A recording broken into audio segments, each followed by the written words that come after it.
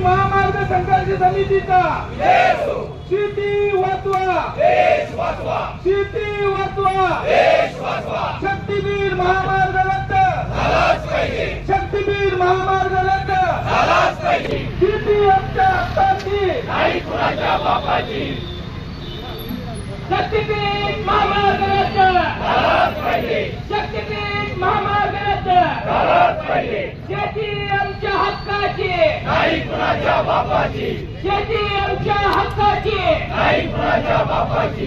जय जवान, जय किसान, जय जवान, जय किसान.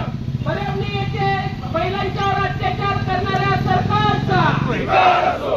परभणी येथे शेतकऱ्या महिलांच्यावर अत्याचार करणाऱ्या सरकारचा धिक्कार